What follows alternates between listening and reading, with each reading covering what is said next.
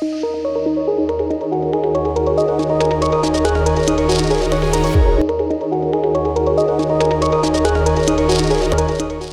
बच्चों, कैसे हैं आप सभी। उम्मीद करती हूँ आप सभी बहुत अच्छे से होंगे और खूब अच्छे से पढ़ाई भी कर रहे होंगे। बच्चों, क्या आप जानते हैं कि मैं कौन हूँ? जी हाँ बच्चों, मैं हूँ आपकी टीचर और मेरा नाम है मनीषा झा। बच्चों, हिंदी में हम क्या क्या पढ़ने वाले हैं? क्या क्या पढ़ेंगे? रोचक कहानियों के बारे में, संवाद के बारे में और कविताओं के बारे में। तो बच्चों, कक्षा की शुरुआत करते हैं। बच्चों, पाठ है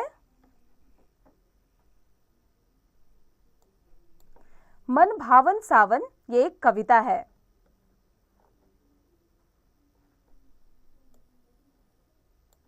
झमझम झमझम मेघ बरसते हैं सावन के, छमछम छमछम गिरती बूंदे तरुओं से छनके, चमचम बिजली चमक रही रे उड़ मेघन के, थम थम दिन के तम में सपने जगत मन के। बच्चों, यहाँ पर यह कविता सावन के महीने में प्रकृति में होने वाली बदलावों और उनसे मिलने वाली खुशी के बारे में बता रही है कि सावन कितना सुंदर हो जाता है, सावन का महीना कितना मन भावन हो जाता है, क्योंकि उसमें मेघ बरसते हैं और उसमें जो मेघ की जो बूंदें होती हैं वो कितनी ज़्यादा निश्चल होती है, कितनी प्यारी होती है, कितनी ठंडक दे जाती है।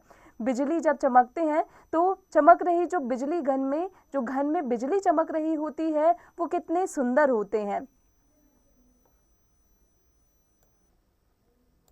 पंखों से रे फैले फैले तारों के दल, लंबी लंबी उंगलियां हैं चौड़े करतल, तड़ तड़ पड़ती धार वारी की उन पर चंचल, टप टप झरती कर मुख से जल बूंदे झलमल। बच्चों, यहाँ पर बारिश का वर्णन किया गया है, प्रकृति के सौंदर्य का वर्णन किया गया है कि बारिश के कारण चारों ओर हरियाली छा जाती है, पेड़ पौधे खिल उठते हैं और वातावरण सुहावना हो उठता है। सभी का मन चंचल हो उठता है और सभी झूमने लगते हैं, नाचने लगते हैं जल की बूंदें जब सब पर पड़ती है तो। नाच रहे पागल हो ताली दे दे चल दल, झुमझुम सिर नीम हिलाती सुख के विहवल, हर सिंगार झड़ते बेला कली बढ़ती प्रतिपल, हंसमुख हरियाली में खरगुल गाते मंगल। बच्चों, पेड़ पौधे हरियाली और जो पेड़ पौधे हैं जो वो एकदम नीम के पेड़ एकदम लहलहा रहे हैं, जो खेत खलियान है वो लहलहा रहे हैं, फूल जो है वो खुश हैं। इस हरियाली को देखकर, प्रकृति की सुंदरता को देखकर सावन में मन भावन इस प्रकृति की सुंदरता को सभी निहार रहे हैं। दादुल टरटर करते झिल्ली बजती झंझन, म्याव म्याव रे मोर पीयू पीयू चातक के गण, उड़ते सोन बालक आर्द मूर्ख से कर कंद्रन, घुमड़ घुमड़ घिर मेघ गगन में भरते गर्जन।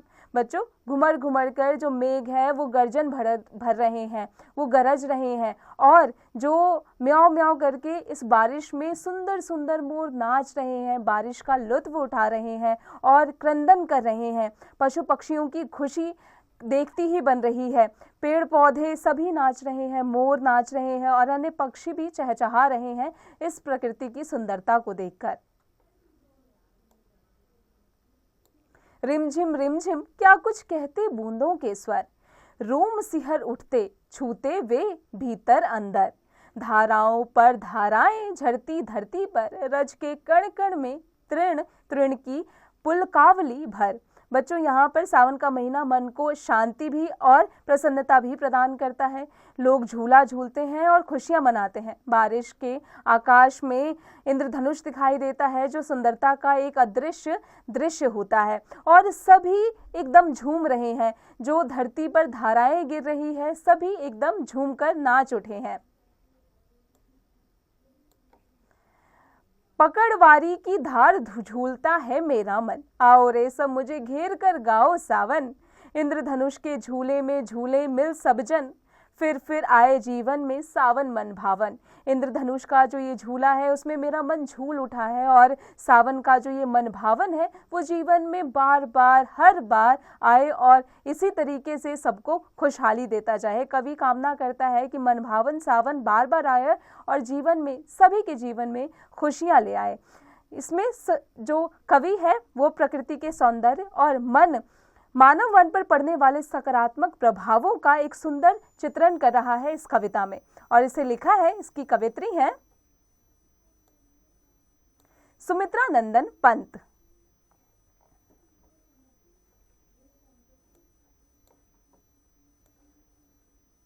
कवि परिचय। सुमित्रा नंदन पंत का जन्म 20 मई 1900 को उत्तराखंड कुमाऊं में हुआ। पंत जी का बचपन कौसानी की खूबसूरत वादियों के प्रकृति में के बीच बीता। इन्होंने अपनी कविताओं के प्रकृति का अत्यंत सुंदर तथा मनोरम वर्णन किया। इन्हें प्रकृति का सुकुमार कवि भी कहा जाता है। पंत जी 7 वर्ष की छोटी आयु से ही कविता लिखने लगे थे।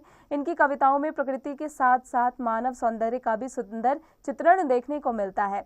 छायावादी कवियों में इनका प्रमुख स्थान रहा है। इनका देहांत 28 दिसंबर 1977 को हुआ। इनकी कुछ रचनाएं हैं रश्मिबंध, ग्रामम्य, गुंजन, चिदंबरा आदि।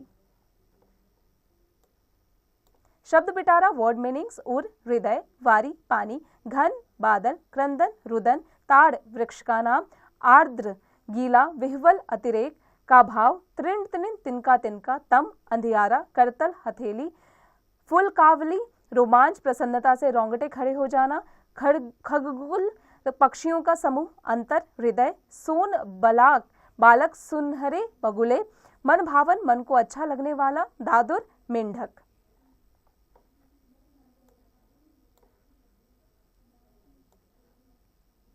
अभ्यास एक्सरसाइजेस, मौखिक, ओरल।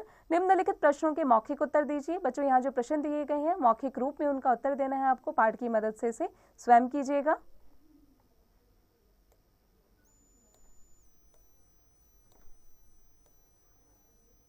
लिखित, रिटन। निम्नलिखित प्रश्नों के उत्तर लिखिए। इन प्रश्नों के उत्तर आपको लिखकर देना है। पाठ की मदद से इसे स्वयं कीजिएगा।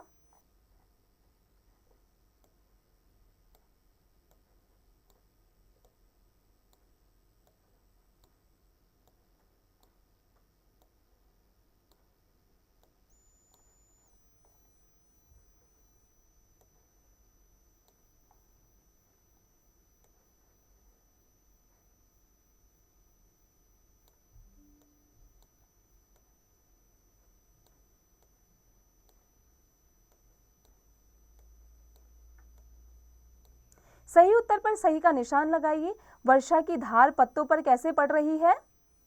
टप टप। बच्चों, आगे का अभ्यास स्वयं कीजिएगा।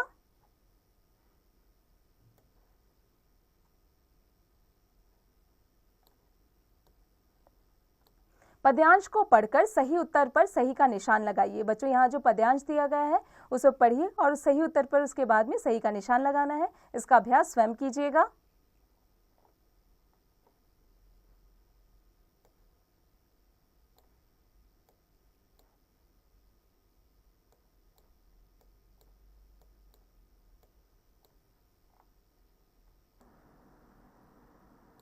भाषा ज्ञान, लैंग्वेज नॉलेज। नीचे दिए गए शब्दों में से तत्सम तथा तद्भव शब्द छांटकर लिखिए। बच्चों, इसका अभ्यास स्वयं कीजिएगा।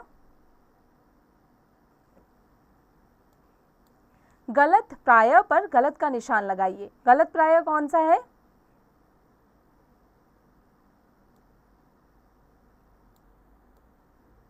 जलज। आगे का अभ्यास स्वयं कीजिएगा। नीचे दिए गए शब्दों में से अंतर स्पष्ट करते हुए वाक्य बनाइए। बच्चों, जो शब्द दिए गए हैं उनमें अंतर स्पष्ट कीजिए और फिर उसका वाक्य बनाना है। इसका अभ्यास स्वयं कीजिएगा।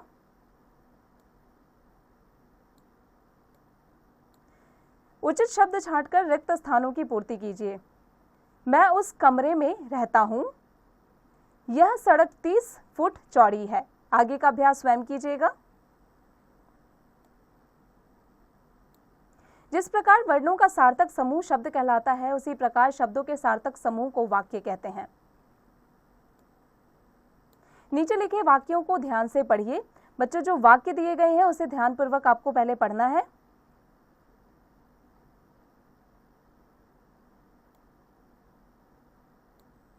बच्चों, उपर्युक्त तीनों वाक्य हैं पर तीनों का भाव भिन्न है। पहले वाक्य में क्रिया का सीधा अर्थ है, ऐसे वाक्य विधान सूचक वाक्य कहलाते हैं। दूसरे वाक्य में नहीं का भाव है, ऐसे वाक्य निषेधवाचक वाक्य कहलाते हैं। तीसरे वाक्य में प्रश्न पूछा जा रहा है, ऐसे वाक्य प्रश्नवाचक वाक्य कहलाते हैं। नीचे लिखे वाक्यों को पहचानकर उनके नाम लिखिए। बच्चों, यहाँ पर जो वाक्य दिए गए हैं उन्हें पहचानना है, फिर उनका नाम लिखना है। जैसे, क्या राजेंद्र दिल्ली जा रहा है, ये प्रश्नवाचक है। सूर्य पूर्व से निकलता है, ये विधान सूचक है। इसी प्रकार आगे का अभ्यास स्वयं कीजिएगा। रचनात्मक कौशल, क्रिएटिव स्किल।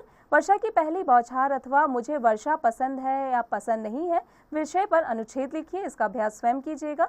वर्षा ऋतु पर फाइल या फोल्डर बनाइए जिसमें वर्षा से संबंधित निम्नलिखित जानकारियां हों। वर्षा से संबंधित आपको कोई फाइल या फोल्डर बनाना है और यहाँ पर जो संबंधित जानकारियां लिखी गई है वो उनमें डालनी है। बच्चों, इसका अभ्यास स्वयं कीजिएगा।